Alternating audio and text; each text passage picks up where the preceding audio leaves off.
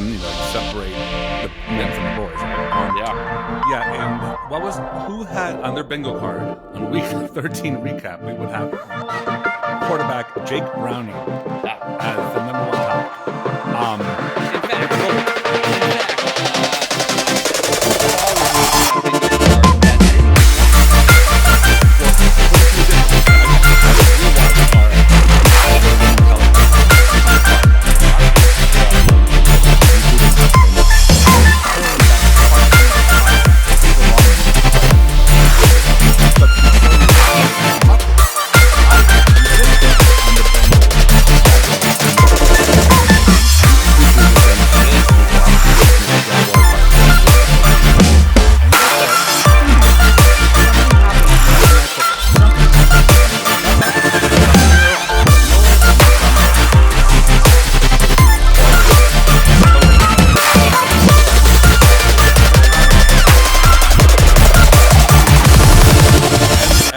MVP Prince to be Burrow, who was hurt with a full arm cast, very attractive arm cast, by the way. You saw it, very black and very chic. It looks like a Prada or Armani designed arm cast. He's a very well dressed guy. Burrow. He walks into the game, but was very stylish. Anyway, good on you. It's not some sort of cheap CVS rap job. This is definitely a nice cast. This guy, what's his name again? Jake Browning. Did nothing less than march into Brett Girl's home turf, which we'll talk about that in a second. Walked into Jacksonville Stadium, 32 of 37. It wasn't dink, dink, dink, donk passes. It was like down the field, 354 yards for a touchdown. And of course, in the middle of all that, the Bengals wide receiver threw the single worst pass in the NFL I've ever seen, and for a pick six, or not pick six, but an interception on a lateral. I don't know if you saw that play. It was just, oh my God. Google it as I talk. It is just Google worst pass in the NFL this year. And anyway, so I'm intrigued. The Bengals somehow survived. They beat the Jags in overtime, 34-31. Therefore, which we'll talk about, Miami Dolphins, as we enter week 14, is the top-rated AFC team, controlling its own fate and possibly win home field advantage throughout the playoffs. For a team like the Dolphins, like Jonah is fond of saying, I don't know, every fucking week, we haven't beaten anybody. So if we end up somehow being the top seed, we're undefeated in Miami this year. So that's a huge significance, and having to fly into, if you can imagine, flying into Kansas City Chiefs or flying, going to Baltimore again, those are significant. I think historically, having home field advantage for the Dolphins is huge. Not necessarily. Usually, it's because it's such a Arrowhead is such a tough place to play, and like Gillette was no one wanted to go up there in January. I think it's for Miami. It's more so like they don't want to travel. Like they don't travel well. You want to get off your beach chair in Soho House in Miami Beach and go to Kansas City to what? Have barbecue at night, or give me a break? But of course, it's a but like correct me if I'm wrong. I do think historically they haven't played well in late December No, we're the worst road, team. Like going into cold weather and Well, anything north of Boca Raton, they freak out. Yeah, literally. Miami does not like to fly north. Birds fly south for the winter for a reason. Yeah. Miami is very much a snowbird type of place. I mean, meaning that we literally like to be in the heat at all times as possible. But yeah, my point to all of this is that anyway, so Jake Browning was a star, but it was a lot of twists and turns to that game. Do you want to get into the game, or you want to get into the Dolphins? So two things real quick. The biggest thing that this game did for me was it really tainted my image / hopes / projections of the Jaguars. You said it would if they didn't do well, and they didn't do well. And well, it's hard to say they didn't do well. I mean, they still, unfortunately, they lost Trevor Lawrence. We'll see for how long, but to me, it was like, hey, if you want to be considered one of the better teams in your conference, then when you face another team without their star quarterback, these things can't happen. You can't face second string quarterbacks and lose, 34 to 31. And the Jags, the weird part about this game, the Jags, their defense has kept them in games that they had no right to win. And that's why I thought that was, it's almost like the Cowboys giving up all these points and still winning. The Cowboys defense is supposed to be the unstoppable force, right? So the same thing here. The Jags, all of a sudden, like you said, not even a second string quarterback, his second time touching a football in a live game ever. It wasn't like some like Teddy Bridgewater, the great veteran that he's always been. No, it's literally no one anyone's heard of, and the poise he had, it was like a CJ Stroud type of thing. He was like just like he was sitting in the pocket. He's a pocket passer, which is the punchline. Yeah. He was sitting there like just picking them apart. Yep. And to me, I think I have to pin this on coaching, because when I think about and this is where Belichick, as much scrutiny as he's getting right now, when I think of past Patriots, this is where I've remembered him shining, is like he sees a rookie quarterback and he goes, okay, it's a rookie quarterback. What are they going to do to help him, right? It's a rookie quarterback for the Bengals. Who's he going to throw to? Jamar Chase, right? Guys, cover Jamar Chase. How open was Chase all game?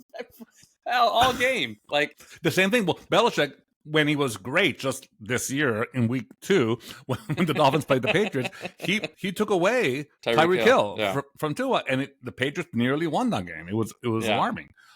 That's when the Patriots would actually score points. But we'll talk about that later. If we have to, I guess we can. I mean, well, they're historic this week for a couple of reasons, which we'll sadly get into. But on the good news side, for your mighty Lions bounce back. But anyway, let's go back. Let me go back. So Jake Browning, is he real?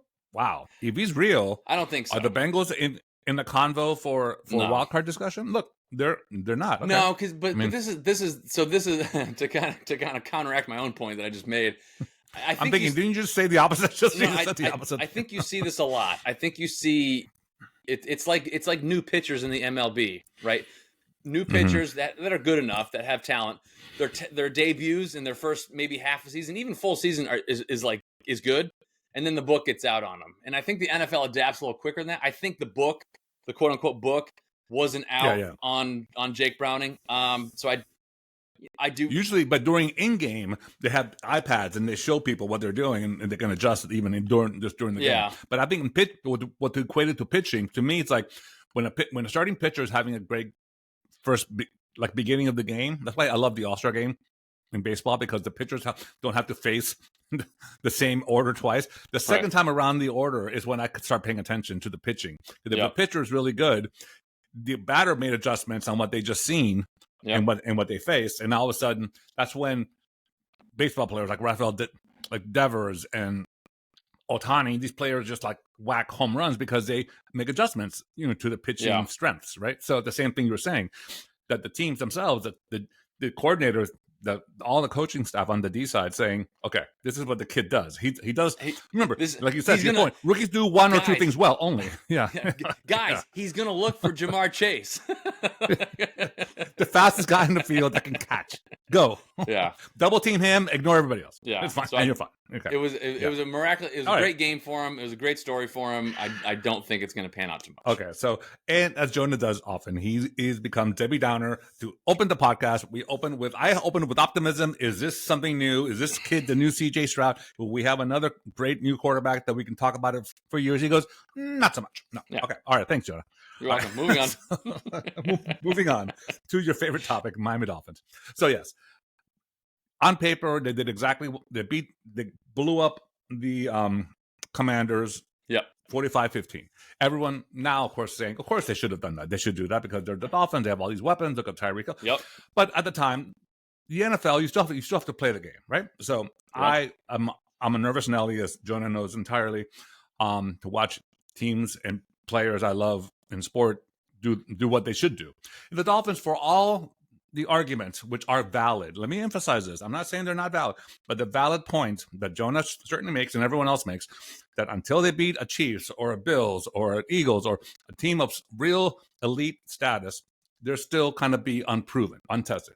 On the flip side of the argument, though, just a little bit of the counter argument, the Dolphins not only beat the teams they should beat, They obliterate them. They do. And listen, the Eagles lost to the Jets. Explain that one to me, please. I mean, come on. Let's go down the list. The Chiefs got manhandled, spanked by the Broncos. Okay, explain that to me. There's all these teams that are elite. The Niners lost 3 in a row. Do people have what happened to that memory chip? Yeah. If the Dolphins lost 2 in a row, it's like Tua's overrated. Tyreek is full shit. I'm just saying the Dolphins is still football, still a football team in front of you. You have to beat. So it's a binary choice. You win or you lose. So right now, the Dolphins are, as we mentioned, the top seed in the AFC. They're 9-3 with a bullet. And we're facing, coming up, Tennessee Titans, the New York Jets again. So in theory, this is going to be a good ride for us until we face Cowboys, Ravens, Bills to end the season. So that's going to be the real test, to your point. But I'm saying until then, we're not only beating these teams we should beat, we're kind of like taking them like a little rag doll. Yep. And I'll make another point. I'm going to say there's 6 quarterbacks right now, odds makers in Vegas, who are leading the race for the NFL MVP. And they are, in order, let me see what they are. Hurts, Prescott, Purdy, Mahomes, Lamar Jackson, and Tua are the top 6 players in order of, from descending order of likelihood of MVP. Right now, they're saying Jalen Hurts is a top pick for an MVP. Yeah. I don't see it. I don't understand it. Okay, fine. Then they tied the 2 non-quarterbacks at 7th place are Christian McCaffrey and Tyreek Hill. Now, if you ask me, with my RPF computer, as we know, Jonah's favorite thing in the world, that 7th place tie should be 1st place tie right now. Because without Tyreek Hill and Tua and Hill together are really great. They both elevate each other's game. Yeah. But Tyreek Hill is doing something special, historic. He's on pace to break a record that no one thought possible. So here we are, and Tyreek Hill does it in ways that are just unbelievable to watch. When you see everything he catches, and you're like, wow, that's your default reaction. That's special. That's not just grinding 3 yards on the end sweep. McCaffrey is doing things that are 3 yards on the end sweep, cutting back and going for 15 more yards, plowing over people. He is a force of nature. Yeah. McCaffrey and Hill have changed football. That's what MVP does. Look at the Niners without McCaffrey. They lost 3 in a row. Look at when Tyreek bounces up and starts hopping on one leg, the entire east coast of Florida goes, Tyreek, get up. He's 5 foot nothing.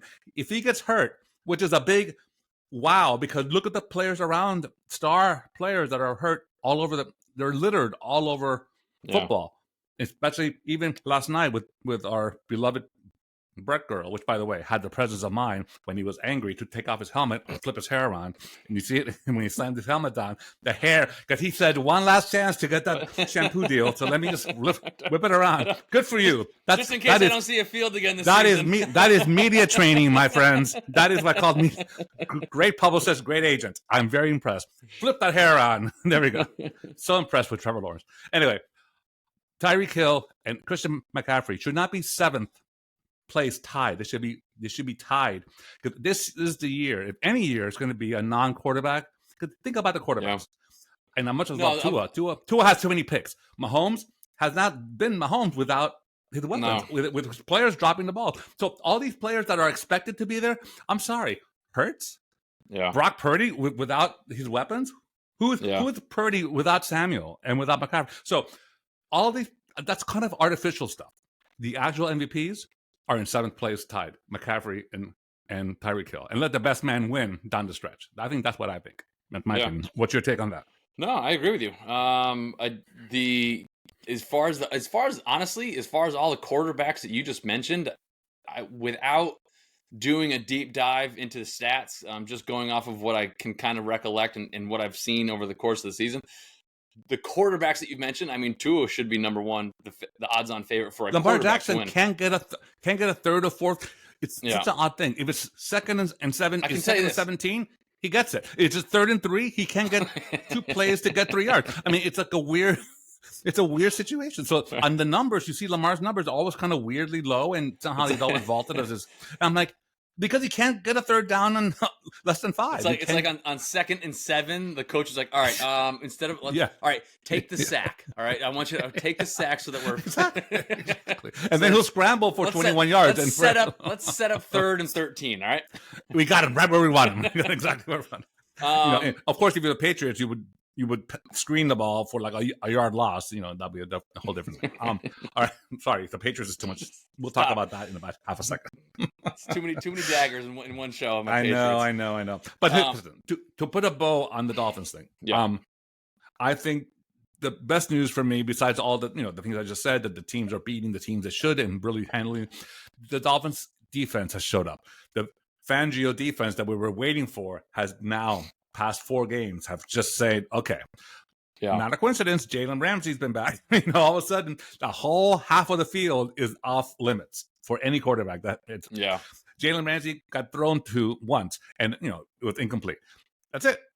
And so all of a sudden, that whole field is gone. So what can you do? You can double up everyone else, tight ends, and the backs coming out of the. And everyone stepped up when Jalen Phillips got hurt. My favorite player and yours, Andrew Van Ginkel. I don't know if you've seen this, but Andrew Van Ginkel had a pick 6 in most dramatic pick 6 of the season. Some could argue he had 2 sacks. He had a forced fumble. Van Ginkel is Van everywhere. He is omnipresent. He's like he looks like Thor's like bastard cousin who's like a black sheep or something. He didn't get the looks, but he got the hair, and he literally is like, I'll show you, Chris Hemsworth, Thor. So he's like the forgotten Hemsworth, and he's literally playing lights out. And Van Ginkel is Fangio favorite. He's a fan. He's a fan favorite. So anyway, the defense has stepped up. Yes, they're playing the Commanders. I get it, but again, it's better doing that than not doing that, right? How many teams go into games like this and they have to eke out a victory with a field goal? This is not what we do. So anyway, Tyreek had 2 bombs again. I don't know if you saw those. Yep. Tua had another perfect rating game, but it's Tua, so no one cares. And then ultimately, we're going into, with complete confidence, a pretty healthy team going into a Monday night game, so we can watch the entire NFL play before us at home against the Titans, who lost a heartbreak game. So we're pretty well positioned for the next 3 weeks to be playing really, really good football. So anyway, that's the Dolphins for me. Any thoughts on that at all? No. I'm waiting for that final stretch of 3 games. I anticipate them to handle the next couple of games. So with that said, I anticipate them to retain the number 1 seed. They have it right now, right? Don't they? Listen, look, and people always say, do the Ravens have it? No, we have it. You have it. Okay. Dolphins are number 1. Ravens are number 2. Here's what I'll say to you, and I know it's so the best advice anyone ever has when teams or players become number 1, or if you win the lottery, don't be the nouveau riche people. Don't be tacky. Just pretend act like you've always had the money. The Dolphins, we should be acting like this is like if you're a Patriots fan, for 15 years, if you weren't leading the AFC at this point of the season, it was like panic time in New England. It was like 20 years. 20. Fine. Thank you. Okay. I need my positive somewhere. I need my positive Patriots somewhere. yeah.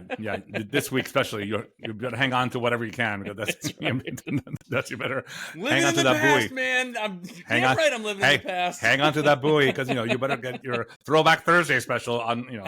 But yeah, it's But my point is, for Dolphins, it is a moment of silence in some ways. We cannot believe as a fan base we're looking at each other saying, can we just hold hands and commune for 1 second? We're the top seed in the AFC heading into week 14. Yeah. What? Not AFC East, which, by the way, AFC East title is almost a foregone conclusion at this point. We're 3 games up on the Mighty Bills. So that's like, and for ESPN betting or whatever it's called, those places, the betting places, put us at 99.6% chance of making the playoffs. That doesn't happen to Miami Dolphins. It just doesn't for decades. So therefore, give us a moment to acclimate to the new normal that this is. And I think, to your point, that the last 3 weeks will determine everything.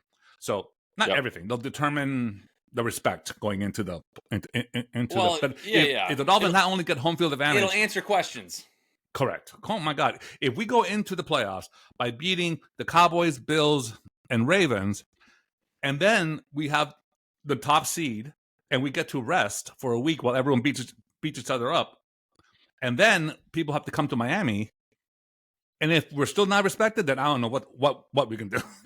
I don't think that's the case. I think if we win out and we're 14-3, and we're sitting and we're having mojitos at the beach, waiting for the other players to beat each other up, I think whomever we play of in the East will be considered.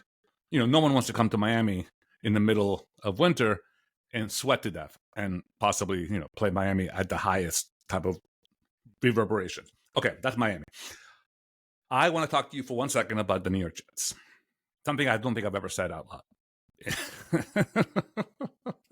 Just because, for this quick recap, the mighty Falcons beat the Jets 13-6 in what arguably would have been the most snooze fest game of the week. Has it not been? If it were not for the Patriots being involved in a football game last week. Oh, they played this week? Yes, they did play. It was a blip on the screen, but yes, okay. It was so much torture, in fact, that I was telling Jonah off air that I've been watching, as I've been saying, the Red Zone thing on for the Sunday ticket, and you get to watch all. And you're wondering if the game's actually happening or if it's going to delay. The thing is, because they're never in the red zone. They literally, they bounce around to every team that's in the red zone. So it's constant motion, and there are no commercials. There's constant motion. So and after like 15 minutes, and I said to no one, I said, "Well, the Patriots," and I looked at the ESPN calendar schedule to see if you got. Yeah, they're playing. I said, they're playing 3-0 in the third quarter. How bad it can. Anyway, but to go back to the Jets for 1 second, the Jets find themselves in the exact 180 quarterback situation than they expect it to be. We all talked about the huge hype, the unbelievable hype of Aaron Rodgers landing in New York and the whole thing that happened after 4 plays. Yep. And the sadness that ensued. Zach Wilson has been an unmitigated disaster, but come to see, it wasn't Zach Wilson. Maybe it was the actual offense itself, because the next quarterback even played worse, if you can imagine, than Zach Wilson. So therefore, the coach, which we know is this guy, for every reaction, shell shocked.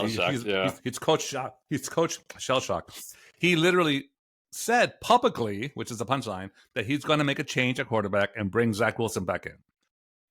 Enter drama. Zach Wilson's agent, who's the agent for everybody, I forget his name, Drew Rosenhaus or something. Oh, sure. Said, no, we're good. And he's like, what? And they asked Zach Wilson. He goes, well, Zach Wilson, according to Zach Wilson, perhaps has played his last down as a New York Jet and doesn't want to risk injury as he's getting shopped around to other teams. I don't know what teams these might be. They could be playing in Lima, Peru or somewhere. I'm not sure what team is clamoring for Zach Wilson. I don't know. I mean, what? So the very idea. Wait. So go from the anticipation of Aaron Rodgers coming in as literally as Batman to save Gotham. We have a situation where no one wants to play quarterback for the New York Jets. What? Wow. I didn't know this. I say 2 words, Teddy Bridgewater. He's always available. Always. Oh my God. I'm just saying, listen, what's his name? What's the guy's name? The ex-boyfriend of Kristen Cavallari, to go back to my pop culture. Jay Cutler? Jay Cutler. Jay Cutler sitting around on NFL, whatever, fuckfest on the weekly recap show. He has the personality of a cactus. He's definitely available. Bring him back. Or Flacco came back to the Browns. Wow. Anyway, but can you imagine That's the crazy. Jets from he's saying, no, I'm good. No, I'm good. That's about Zach Wilson, which, by the way, I want to know the flip side. How good an agent is Drew Rosenhaus that he has an actual buyer for Zach Wilson? I assume he means the NFL, because I can't imagine him like becoming like, the quarterback for the new XFL2 league in, Frankfurt, Germany or something, I mean, I would venture to say that he's such a good agent. It's not that he has a buyer; it's that he's creating a market. I bet you wait for it. Other people are doing exactly what you're doing. Other owners are like, wait, so there's somebody that wants him. Well, maybe we should want him too. Here's what it just came up with, that I am, in my former life, I don't know if you know this, but I was a pre-law major. I was going to go to law school, and I deferred my law school entry into Columbia University and all this stuff because I became a magazine editor. All to say that I was never going to be a lawyer. I wanted to be a sports agent, which I think I would have killed it, but I would have been Jerry Maguire, if you will. Mm-hmm. Okay, not quite as ethical or kissing on Renee Zellweger, but I would definitely be in that realm of sports agenting. Oh, Google it. Jerry Maguire. It's not that old, kids. Just Google it again. Jesus. All right. So here we are. I think Drew Rosenhaus, he just hit me, has everyone, like as I mentioned, under the sun as a client. If I was like, all right, New Orleans Saints, you want so and so and so and so to be your inside linebacker and running back, you got to pick up Zach as your backup quarterback for the season. Yeah. Package the deal. Package him. As like they do in the Hollywood studios. You want Julia Roberts? Then you got to get, Mark Ruffalo also. He's also my, whomever. Poor Mark Ruffalo. I'm sure he has his own legit, agent that's upset now. No, I'm just saying it makes sense to package Zach Wilson with unsuspecting people that are like, don't put him on me, don't drag my contract down because I have to have this, albatross around my neck. Anyway, we're talking too much about it, but I just find it fascinating that is very what's fascinating. The power dynamic? Yeah, and it just came out today. And again, with The Athletic, which is my favorite type of, they get into it. And they just revealed this. It was very, very interesting. Anyway, so is this true? Is it real? I mean, can you imagine a coach going up to you and you're an active roster quarterback on the team and saying, I'm good. I'm good on the bench. So anyway. I mean, not that it makes it right. The only way I could see it is if it wasn't like an Aaron Rodgers or something, or right, or Dan Marino and his whatever, back in the day, yeah. And even then, I think that would be met with a lot of criticism. But wow, that's very bizarre. But who has less of a standing than Zach Wilson? It's in fact so bizarre. I absolutely love it. That's the thing. Is this the new normal where but there's no leverage? What effing leverage does Zach Wilson have? What type of like sweat equity does he have? I just love it because I just feel like he just wants to fuck with him. And it makes you wonder. It makes you wonder. Is Aaron in his ear saying, "Dude, you have a long career in front of you. Don't risk it with this O line, or who knows what the hell." I'm not putting it on a manifesto writing, but maybe You say that, but then there's like mumblings of Rodgers returning. Like he put a kibosh on that. He's not coming. Oh, did he? Okay. The same Drew Rosenhaus said no. Exactly. To do what? To mop up games without. First of all, next year will be a complete overhaul on that team. It's going to be a new coach. It's going to be the return of John Gruden, or you watch. It's going to be something. It's going to be something like that. It's going to be splashy. It's going to be We take a good look at Coach Somberface because that's going to be his last hurrah for a while. I think he's going to come back as a defensive coordinator like Flores did, from Minnesota. Right. All right. So that's the Jets. I mean, I just found it interesting that if you haven't heard that no, I'm good. Defense. That's amazing. That's amazing. All right. I love it. Let's run down quickly. Just mention the games. We talked about the Bengals and the Jags. The Bengals are now. I got one other big game. Well, it turned out not to be a big game, but the big game, the 49ers Eagles. That ended up being last week's podcast. We both called it exactly this. We both said exactly. Well, I mean, the whole season, neither one of us have been super high on the Eagles. The Eagles are very much to me like the Chiefs. Like they're just like.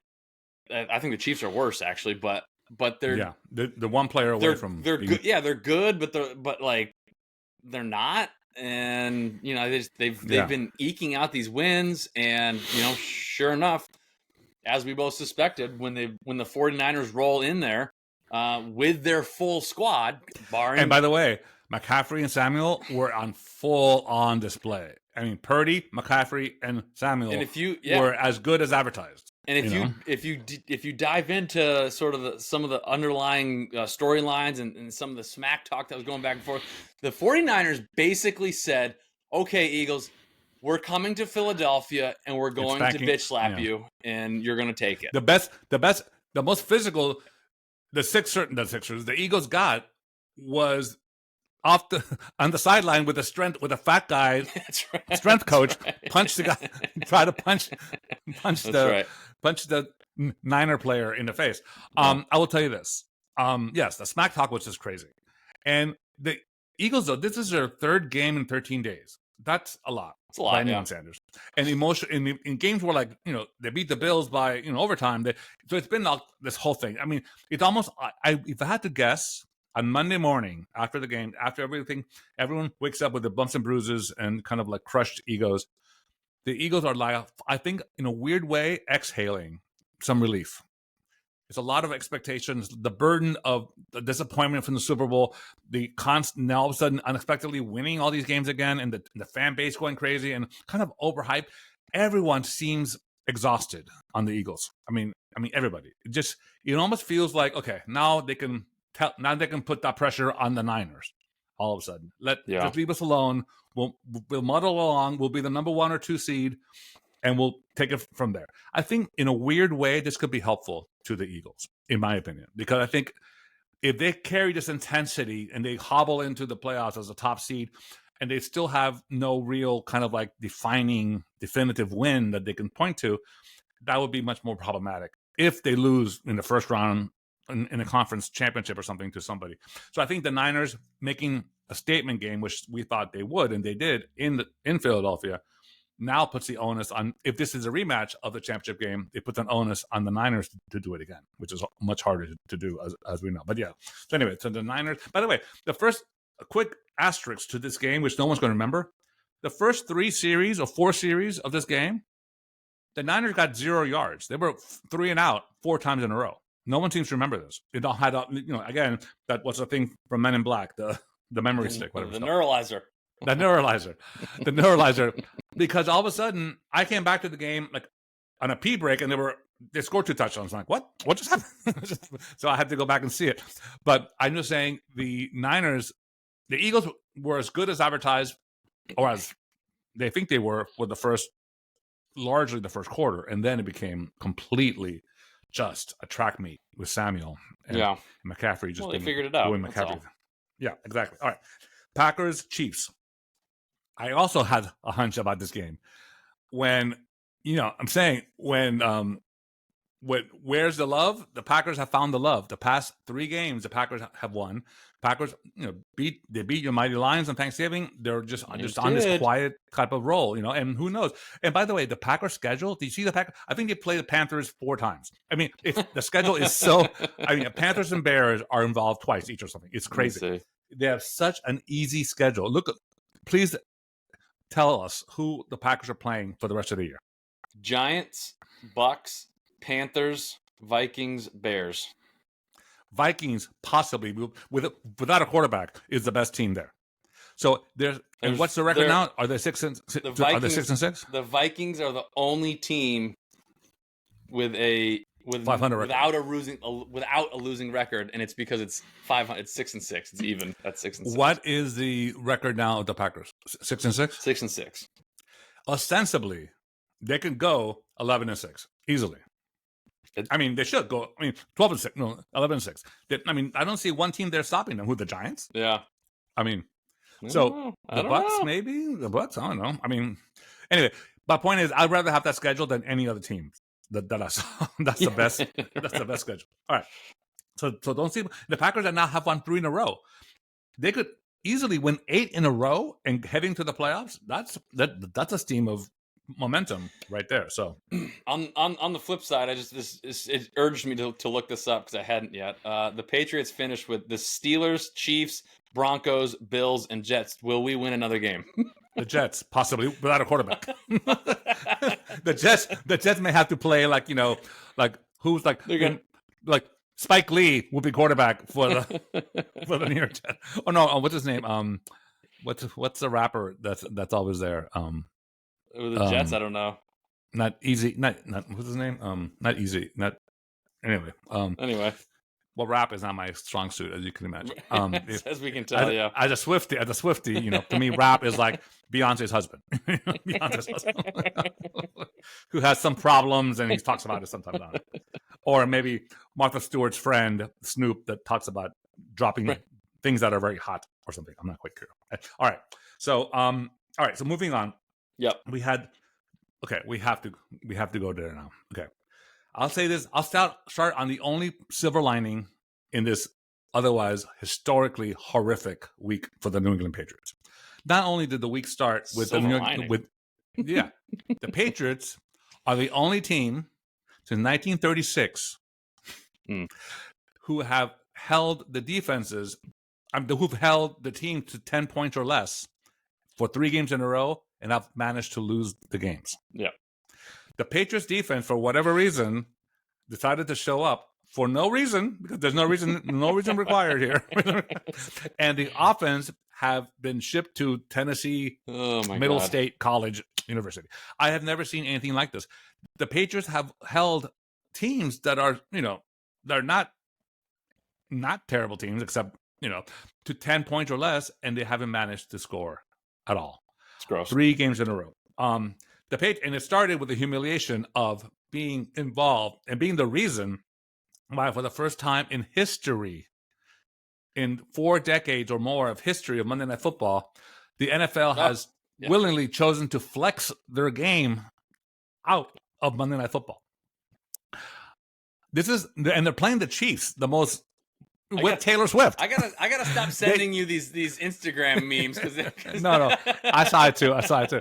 No, but the Patriots, to tell you how bad it is, the NFL chose to, even with Taylor Swift and the Swifties coming in millions to watch this game, they felt it would be a repeat of the Dolphins Denver game or something.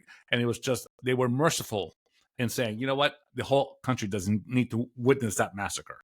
So they flexed the Patriots game out of Monday Night Football. That had to sting, I'm sure. So the game itself, 6-0 or 9-0, a barn burner, 3 field goals from the mighty Chargers. So 6-0. It was 6-0. Oh, no, sorry, 6, even worse, 6-0. By the way, and we had hopes. We had Zappy starting all game. We had, of course, it was terrible weather. It was raining badly and everything else. But I mean, I was telling Jonah that on NFL Plus on the app, they gave you the choice to rewatch a whole game without commercials, kind of just quickly, like a 2-hour version, or they give you a choice for 10-minute type of all the highlights you need quickly, right?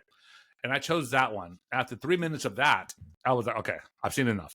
And it was 6 more minutes of that. So it was just really, really, really not a great game to see. What were your thoughts, if any, on the Patriots? I honestly, how about them Lions? I'm gonna be fully honest. I didn't watch a single snap. It was the first time in the history of my life that that's been true. But when have you ever done that? I didn't watch a single snap. We've been together at functions that we have to be at. That we're both killing ourselves because we're watching different teams that we love in the same time slot, that we had to attend these events that I'm actually contractually obligated to be at, and you have to be at. And all of a sudden, we're on our phones in the bathroom for extended periods looking at the game on our phone. Yeah. And for you to blow off a game that you had every opportunity to see, wow, it's really sad. It is. It is. The mighty have fallen. This is a rough week. So now, can we finally agree? Not finally agree, but can we just put this to rest?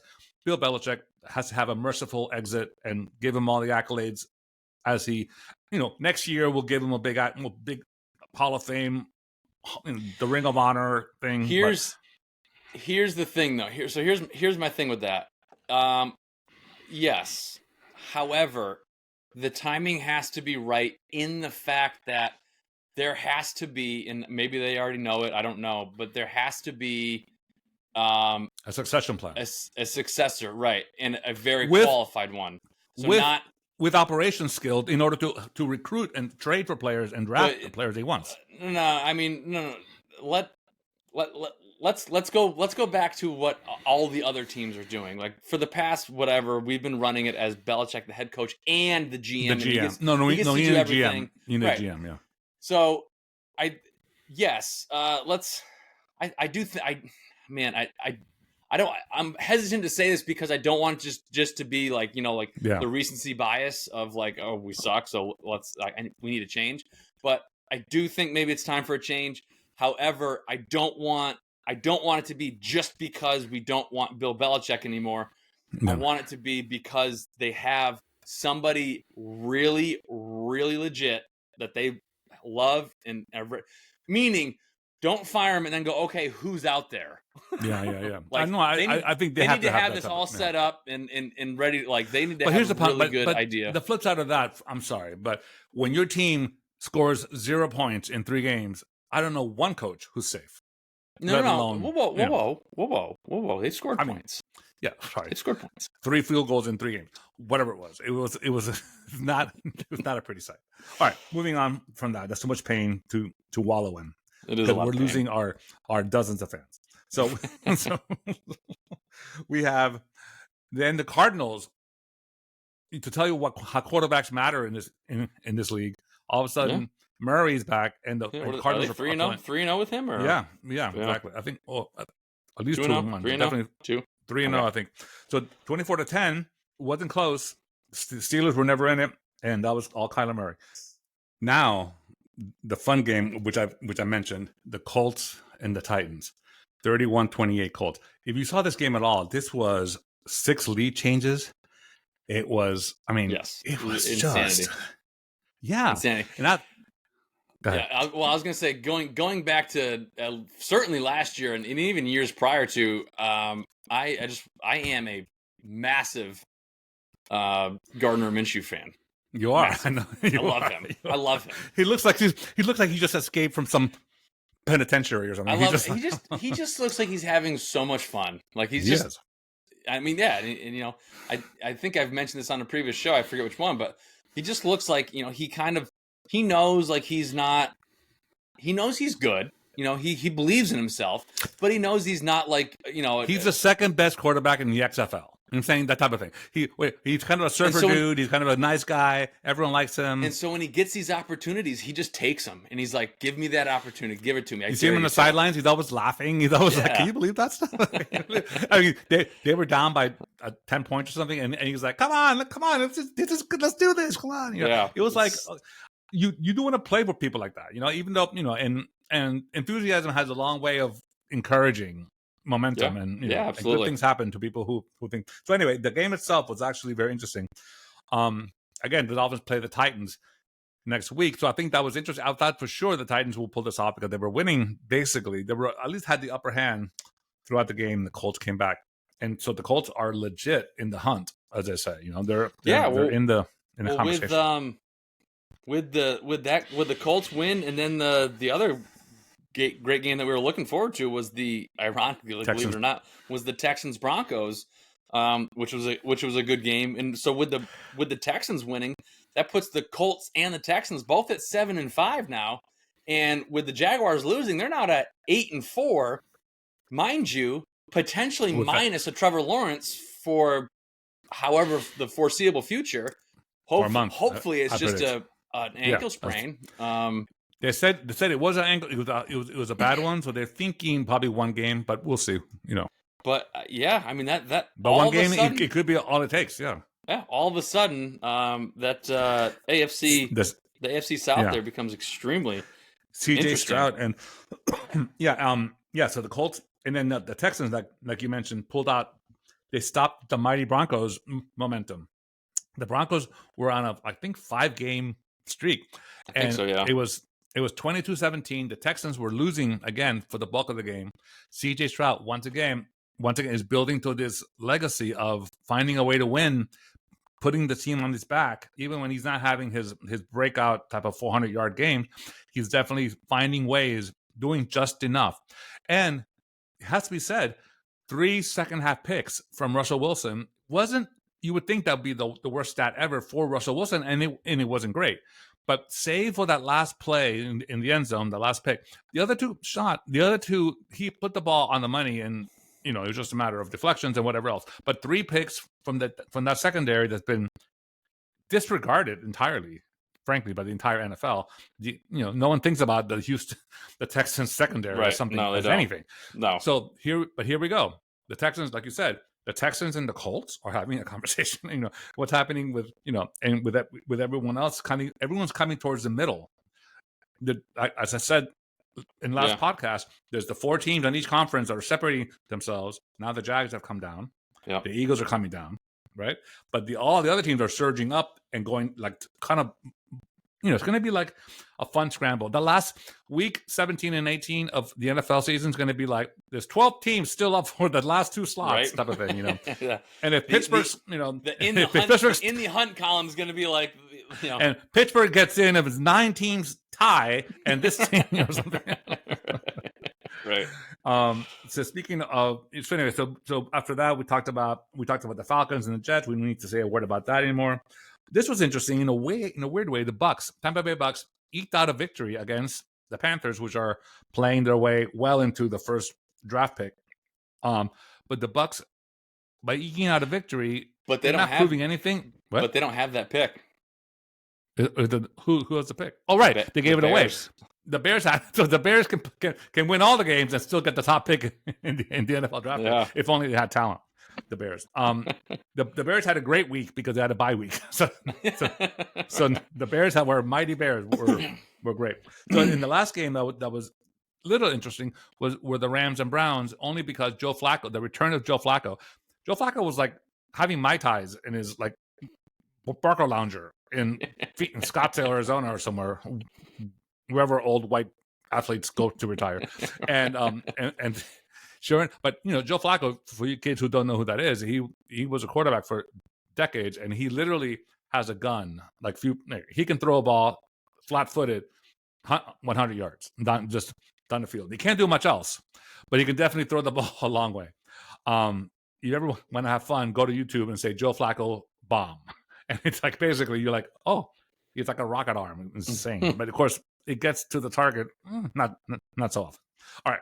So Joe Flacco lost. The Browns lost. The Rams are now, by the way, the return of your favorite player, wide receiver, Puka Nacua. Yeah. Did you see the highlights of he had a couple of Tyreek Hill type things. He was actually very fun to watch. Good for him. Of course, Chris Berman calls him Puka Shell Nacua, which is a little on the nose. All right. Not very creative. Back, Chris Berman. All right. So that's week 13. Quickly, week 14. The games that matter. Games that Seahawks and 49ers. Whoa. You skipped the Patriots Steelers. I didn't even write them down. I didn't. Well, all right, hang on. I feel like I need to do this as a service to the country, of all football fans around the country. As a Patriots fans, I would like to apologize for the Patriots kicking off the week on Thursday Night Football this week. So, oh my God, there it is, my official apology. But the flip side of that is, did you see the promo? You know how like during games they like Thursday Night Football coming up, and they usually put up like 2 star players. They didn't show anybody. They showed Belichick. I think they put up. I think they put up JJ Watt and Edelman. Sorry, TJ Watt. TJ Watt. Edelman. No, and then they just put up Bill Belichick. Yeah, Belichick wasn't even a player. Speaking of which, did you see the Manning cast from last night's game? No, I missed it. Okay, I've been watching that more this year. Tua was. I've been enjoying that. My favorite quarterback, Tua, the man, was the guest for in the first half. He broke out his guitar. Oh, did and he? He's like, he's playing guitar in the middle of the game. They're literally the game is behind them, and they're like, yeah, something happened, and he's playing guitar. Peyton Manning starts like commentating on what's happening in the game into song, and Tua's playing, I think it was Bridge Over Troubled Water or something. And that guitar was so out of tune. It was like clearly he hadn't picked that up since since the Great Hawaiian War of 1994. The guitar is out of tune, but Tua's like playing not terribly, but just playing whatever that straight men do in their rock guitar dreams. Mm-hmm. Peyton and Eli first start to sing together, and then Eli stops talking and goes, well, I'm going to sing. And he's like, no one wants to hear that. And he starts singing like, he got a first down, and the Bengals were offensive penalty, whatever he was. Anyway, it was just very funny. Tua was just playing along, singing and playing the guitar. Anyway, it was a very kind of like, I kept thinking, this is how my friends should watch football. This is how we should. It felt very much like we were hanging out with our friends in your house watching the game. Which when people like I've been enjoying the Manning Cast more and more because I find it whenever there's a Monday night game that I don't really care about or doesn't. You care about them more talking. Yeah, so I'm just like, oh, let's go get it entertained. And I think unfortunately, are you saying that Sports of Course could be the Manning Cast of sports podcasts? Oh, there you go. I think that's what you're saying. I mean, if we're talking about if the Kelsey brothers are the gold standard for that category, but they're too little inside knowledge. They're both kind of like, I don't know, Hall of Fame to be athletes who happen to be, busting balls and brothers, which has a different dynamic. People want to watch a show that has zero credentials. So, well, I think credentials. We have credentials. I mean, well, we don't have credibility. Something else entirely. Well, what we have is a lot of we have a lot of nerve. Took a while. We have a lot of nerve. It's like we got a lot of whatever. Something. We talk sports like everyone's buddies talk sports. Come on, exactly how we do. All right. So we have Seahawks and Niners. I think the Niners in San Fran. I think they're going to ride this wave of positivity. I do. Let me real quick. I'm curious to see who the Niners have left on their schedule. Yeah, me too. Actually. So they still need to make up one game. They still have to make up one game, right? To beat the top seed. The Niners I think so. The Niners have Seahawks, Cardinals, Ravens, Commanders, Rams. Ravens. The Ravens play back to back the Niners and Dolphins. That's not easy for the Ravens. Yeah. I mean, we talk about how tough it is for the Niners and Dolphins, but it's also not easy for the Ravens. All right. Yeah. So we got Niners and Seahawks. What else? Bills and Chiefs. Bills and Chiefs. Bills are pissed, right? The Bills are pissed, and the Chiefs are kind of like in this lull. So that could be First of all, call 911 in the third quarter if it's heading to overtime. If it's looking like there's a possibility of heading to overtime. If the Bills and Chiefs go to overtime and the Bills lose again, I don't know what happens to that team, to that fan base, to that quarterback. I mean, but I don't know. If the Chiefs can eke out a victory there, I mean, in a weird way, the Dolphins should be rooting for the Bills, but fuck that. I can't. I will not. I rather tussle it, fight it out with the Chiefs than I do than the Bills. But that's going to be interesting. I think the Bills upset special. Is that really an upset? I think the Bills could come in and say, I don't think it's an upset. I don't think so either, right? Yeah. I think the Bills. I mean, is there a line yet on the Bills Chiefs, or do you have it? Let's see. Chiefs by 2.5. Chiefs by 2.5. Yeah, that seems to be it's home field. Arrowhead. Yeah. So it's pretty much even. But I always give 2 points to the Chiefs at home, just without thinking about who they're playing. All right, Eagles Cowboys. Yeah, that's the game of the week, right? Sunday night at Dallas. Yeah, that's going to be popcorn special right there. So, again, the Eagles. I think they feel relieved. I think the Eagles can come in and make kind of a quasi-statement game here. But I think Dak Prescott is putting up MVP-type numbers the past month. And in Dallas, in Jerry Jones' house, I don't know. I think this is the game that determines what really happens in the East. If Cowboys lose, they're going to be wild card number 5 seed at best. Yeah. If the Eagles lose, are the Niners top seed now, and the Cowboys can fight for the East? It's going to be very interesting to see. So, okay, so that's the game of the week. Colts Bengals again wouldn't be a game otherwise. Save the fact that both the Colts and Bengals came back from games and won. So that could be a really interesting game of like these quarterbacks that have zero. No one in the football world knows who they are still, and it could be the game that people go, "Oh, did you see that quarterback Browning?" Or did you see that? So it could be interesting to watch.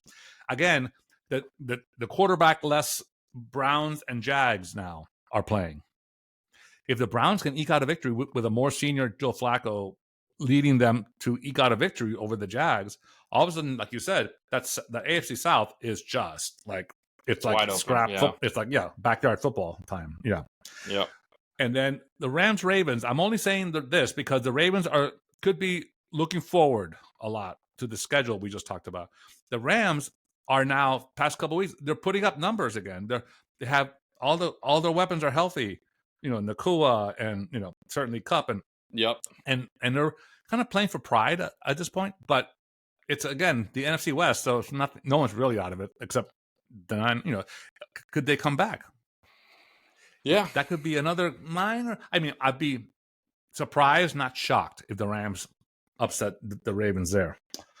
The Vikings and Raiders in Vegas. I think the Vikings, again, they're hanging around. You're just making storylines out of anything. No, but the Vikings are hanging around. They're 6-6. I mean, how are the Vikings 6-6? They've lost their quarterback a month and a half ago. They should be like in a 6-game skid now, and they're not. So the Raiders are not scaring anybody. So it's not, that's not even there. So anyway, Packers and Giants. I'll spare you. The love continues in New York. Okay. And then we have the game of the week. Tennessee Titans at Miami Dolphins. Not the game of the week. You already said the game of the week was the I know. Cowboys Eagles. I know. Packers Giants though. This is a double Monday night game, by the way, which is interesting. The Packers and Giants. See that, yeah.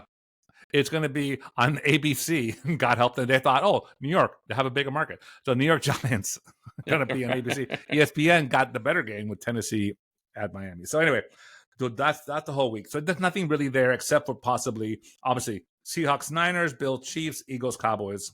Colts, the nice thing is Sunday night and Monday night are both. There's both great games to watch.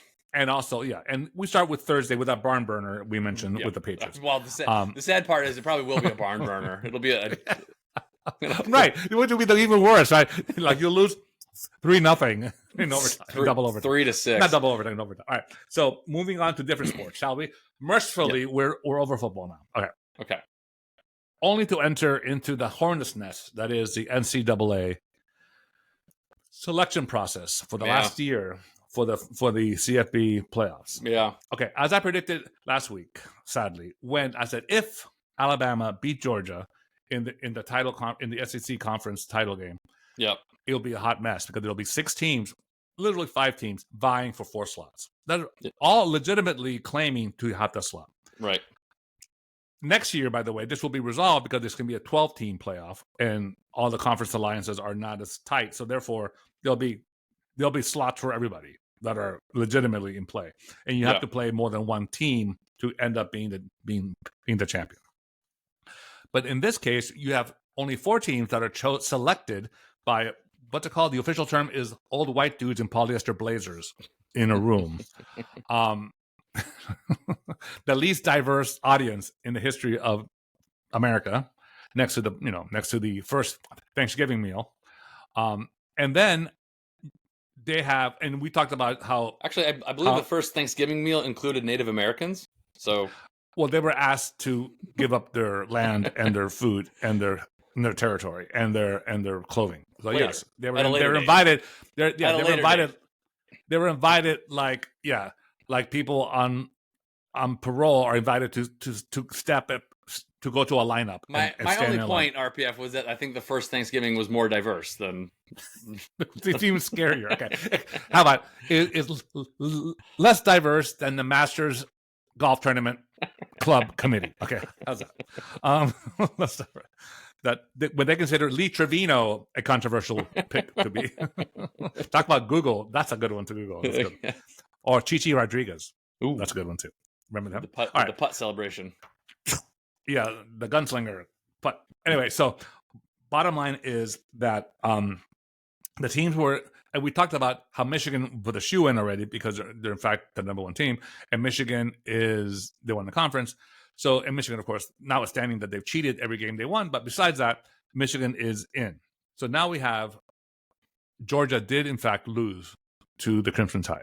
Mm-hmm. So we have the 2 teams that were really considered to be. Is that enough for Bama to get in, or should the undefeated Florida State Seminoles, coming from a top-tier conference, undefeated, should they be snubbed? The committee, shockingly, read R.E., not shockingly, chose to snub Florida State for Alabama. Now, let the conspiracy theories begin. Essentially, they're saying strength of schedule, the SEC is so far superior to other conferences. 1 loss in the SEC doesn't equate to an undefeated season for other conferences, et cetera, et cetera. the bottom line is this: as I mentioned a million times, football is a binary result. You win or you lose. There are consequences for losing. When in college football, for better or for worse, for the history of mankind, that college football has been played, if you lose a game that you're not supposed to lose, you're out of the discussion for top team of the year. Period. Happens in week 2, happens in week 10. Period. Mm-hmm. Not only that, Alabama had to win games by a field goal that they should have won by 40 points. All of that being said, the Seminoles have literally, which by the way, I'm no fan of Florida State Seminoles. I'm a Miami Hurricanes diehard. So to me, that's their big rival. But fair is fair. 13-0 trumps 12-1. Okay? And that's what, and they said no. They said, because why? Because Bama has what? Has the revenue, has Nick Saban, has the machine, has all that type of ratings possibility to have a rematch between Georgia and Alabama. All this stuff is happening. And there's no rematch between Georgia and Alabama. Georgia's not in it. No, not Georgia. I'm sorry. Michigan and Alabama. They're hoping for, and I'm saying that the actual result is that people forget, and it should have been evident more clearly since the NIL thing started, that NCAA is a multi-billion-dollar business, and that's exactly what happened here. So Alabama got in. I'm not talking about the players. Everyone plays hard. But the heartbreak, the legitimate cause for concern that Florida State Seminoles could not have done more. They played undefeated football. They did everything that they were supposed to do. Not even, and it costing them millions upon millions of dollars by not playing in one of those bowls, not the Sugar Bowl, or now they have to play the Orange Bowl against a number 9 team or something. So it really is a heartbreak, and it cost them possible recruiting, type of possibilities and everything else. So anyway, they're playing in the Orange Bowl against Georgia, which will be an amazing game. Amazing game, but they're both going to be, it's not for the championship. It's not, but it's anyway. So that's my point. I think the NCAA, thank God, got rid of this process, and next year there'll be a 12 team. So I got 2 things on this. Yes.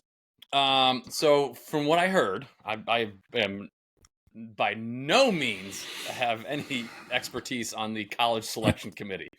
Unlike the NFL. I got some means. So 2 things. The first one is that apparently a big factor that goes into decisions in the college selection committee is they have this particular stipulation where if a extremely key player is unavailable to play, it affects your rankings. Yes. And the starting quarterback, their Heisman candidate, broke his leg and is not playing. Correct. So in their estimate, again, right or wrong, I'm just telling you what, I think this, from what I hear, this had more to do with strength than the strength of schedule argument.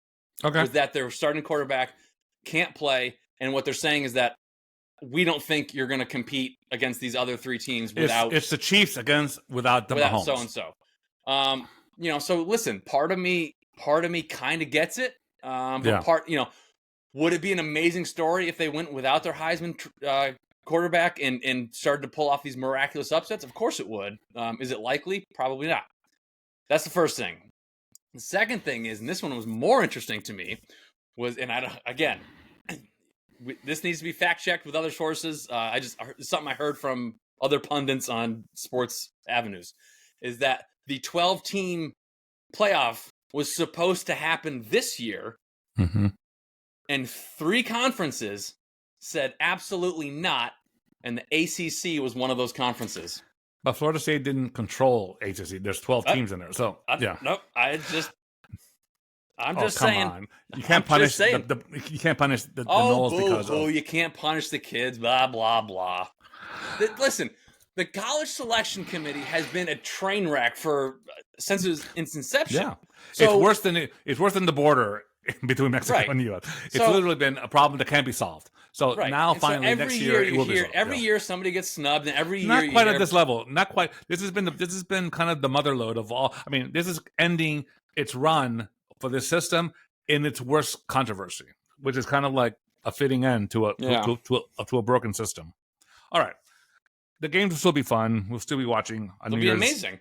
Yeah, exactly. Honestly, I think those 4 teams that are in it are going to be the most 4 competitive teams that could be in it. And I'll Without clip that clip until we see the scores. Yep. Without Florida State's quarterback playing. Correct. Yeah. Okay. I don't look. That's a valid argument. I'm just saying. And again, I'm like the binary guy. You know, you win or you lose. What more could they have done to get in? And they couldn't do any. You know, and they just got out. So all right. So then we go into a very interesting story, which is, if it's true, it's a business story of sorts, but it's also a culturally, globally impactful situation. As anyone who knows anything about sports knows that Tiger Woods is affiliated with Nike from the jump. When before Tiger became Tiger, even before he turned pro, he was winning all those amateur championships in the golf, in the NCAAs, and before that in the amateur ranks for a minute. He broke every record there. He literally got signed back then, was the world's wealthiest contract for a sport. Nike, put it to you a different way, Nike became a golf power when they signed Tiger Woods. They started making equipment and clubs and balls and everything else. Nike, and it's been mutually beneficial. You know, you can't even imagine Tiger Woods in your head without the swoosh on his chest, right? It's the Nike. He's the he is the single athlete in golf that's affiliated with a brand. Flash forward to 2016 or so, I think, like 7 years ago, Nike stopped making golf equipment entirely. Just got out of the golf game, except for Tiger. And players, they sponsor players. They have Koepka and all the other. They have top players, and Corey, and they have all these. Not Corey, Rory. They have all these other players that are really, really, really top tier, and they've all been signed to hundreds of $1 million contracts. And then all of a sudden, Tiger stops playing with his shoe brand, starts playing with another shoe brand last year when he came back when he was hurt, and that I forgot the name of the brand, but something you vaguely heard of. And now they're apparently going to be entering the golf equipment arena. And the rumor is that this very weekend that we're recording, this is the last tournament that the Tiger could be playing with Nike swoosh on his chest, as he may announce going forward a new partnership. Now, we can argue how impactful could it really be. Tiger's best days are so way behind him. Mm-hmm. And if he has one last push, he'd be this year, if nothing else. And even that's unlikely. So what's the impact really? The impact is Tiger Woods. You know, it's like, even if Michael Jordan came out and said Air Jordan's done, I'm going with trampoline, you know, Reebok or whatever. It could be somewhat impactful for people, probably in global markets, like in Asia and different places. And anyway, the point is, it's interesting as a business story. If Tiger jumps from Nike, what's Nike doing in golf anymore? So that's one thing. All right. So any thoughts on that and your memories of Tiger with the swoosh? That's pretty interesting. You're right. I mean, the red Nike collared shirt is, you know, the number one sale is that red shirt. Yeah. So it's interesting. You know. Well, thanks, Jonah, for your insightful. I don't know. I mean, I don't know. It's like he's following the money, which makes sense, I guess. Is he? Well, I'm sure he's not going to go for less money. I mean, what's the point of that? You know, is he? No, I don't know. Maybe he owns part of the company now, so who knows what the back, you know. Yeah. Okay. Anyway, so that's just kind of an interesting possible news happening. And another possible news happening that's also very much rooted in business. As you guys know, Shohei Ohtani, the greatest player in 2 generations in baseball, he's a two-way player, pitcher and batter. He's a free agent, which in baseball means you be rich very soon. You're gonna be rich. Ohtani is this whole year coming up. He can't pitch because he just got off Tommy John surgery. Right. So he is going to be even with that aspect of it. And I'm quoting the New York Times, which is the Athletic now, sports, saying he'll easily have the largest contract in modern sports, team sports history. So Ohtani is whomever. Look at the baseball teams that have the Brinks truck type of ownership. Who has the most money? So surprising sweepstakes have begun last night, under the darkness wave. Ohtani showed up at the private home of the owner of, wait for it, the Toronto Blue Jays. What? I mean, you think he's gonna be in Manhattan penthouse with the Yankees, or he's gonna be, in Yawkey Way Suites with the Red Sox, or he's gonna be in in Beverly Hills with the Dodgers. He is. Well, I'm not saying he's going to the Blue Jays, but right. How much money does that guy have? I mean, for them, not only to convince him to go to the Blue Jays, how much more money does he have to offer than anyone else to go to Toronto? I mean, no offense to our Canadian millions of fans up there. Yay, Canucks. What's this is gonna sound like a silly question, but it's not. They're called the Maple Leafs in hockey. In case you're wondering. What's the exchange rate like these days? It's pretty 1-to-1, actually. It's I didn't know if their dollar was better than ours. No, he would have to go to Australia. No, our dollar is stronger. If you go to Australia, actually, you would lose a lot of money. It's $1.50 US for every Australian dollar. No, sorry. You get 50 cents on the dollar if you have an Australian dollar. Right. So Canada, I think it's almost 1-to-1. Okay. If I'm not mistaken, as of, I think, a month ago when I happened to check for something else, when I was playing lottery in Canada. Anyway, that's a whole different story. But yeah. So anyway, so that's interesting. I'm just saying it's interesting. We've never, in my lifetime, in all my 26 years alive, I've never seen the Blue Jays really contend in the conversation for these top flight. When Aaron Judge is going to be a free agent, you don't think, oh, Toronto Blue Jays. It's like saying, oh, careful, Milwaukee Brewers are involved. It's like, those are the teams that usually have. Well, the Brewers just signed. I know. The Brewers just signed one of their minor league players. Right, for the biggest contract, the second biggest contract ever for a player who's never played in biggest contract. Played baseball, or played in the major leagues. He's played baseball. He played baseball. Yeah. He was a darts champion, and we figured he'd be great. It's the biggest one ever. It's $82 million for $82 million. Yeah, and he's from Venezuela, and he's tearing up the minor leagues. And he's 19 years old. He made it to AAA 19 years old. Year. I mean, it's exciting. I mean, first of all, you have to be 19. He can't even drink beer in Milwaukee still for 2 more years. Venezuela. Well, in Venezuela, you can do it. Do a lot of things you don't want to do ever in the U.S. Anyway, so interesting. So my fellow Latino is going to make. He's $82 million. I should claim to him that I'm a cousin or something. He can give me some money.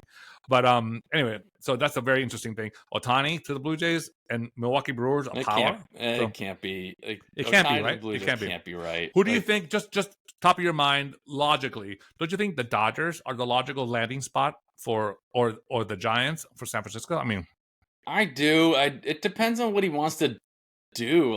How he wants to be. Like he could go to New York, and there very few often does it happen where an athlete is so big that they start to choose cities based on like where other factors. Like where I can make the biggest impact outside of my sport. Right. And he doesn't strike me as that kind of person, but I don't know. I have no idea. So the other thing that strikes me though, when people become Yankees, which I know as a Red Sox fan, I suffered this a lot back to even way back in the day, Wade Boggs, and then it was like Clemens, and it was Johnny Damon, and Jacoby Ellsbury, all these type of players that were superstars in Boston that kind of folded into the background. Here's the thing with the Yankees, even Aaron Judge, which is considered, and Stanton, my other team for the Miami Marlins, he went to the Yankees. These players become kind of like absorbed by the overwhelming legacy of the Yankees and the pinstripes. Those pinstripes swallow you up, meaning there's no one gets credit by themselves for even Mariano Rivera was somehow kind of folded into this legacy of the Yankees. They're not ever given the credit that they actually deserve for a team sport, and the ultimate team is the New York Yankees. Even the Red Sox, you have, Jim Rice, Yaz, there's always these players that, Big Papi, right? Big Papi was bigger than the legend that the Red Sox had. In fact, he created part of that legend, a big part of it. So the point is that I think it's the ego of the player. If they want the money and they want some press in New York, and the Yankees are a great choice. Play 5 years, 6 years, get out, you're a billionaire. If you want to really kind of make an impact, then you go to a team. Like, I think even the Dodgers, they celebrate you more. The Giants, the Red Sox, they just do. And if you want to have fun, you can go to Miami. Go to Miami and play with Derek Jeter, who runs that team. So anyway, which people may not know that Derek Jeter is running the Miami Marlins in the front office. Anyway, so that's just my take on it. Can you imagine if Ohtani, just for a moment, if Ohtani and Messi are both in the same city? I mean, that's kind of like fun. Globally impactful for tourism. Remember, Miami's all about tourism, so that could be, just saying, that could be an incentive.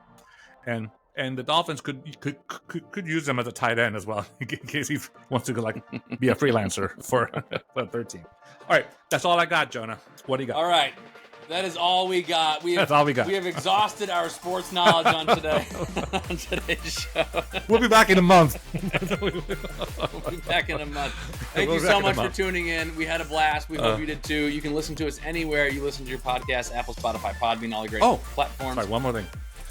Taylor Swift attended a game that the Chiefs lost. The record has been broken. Swifties, what happened?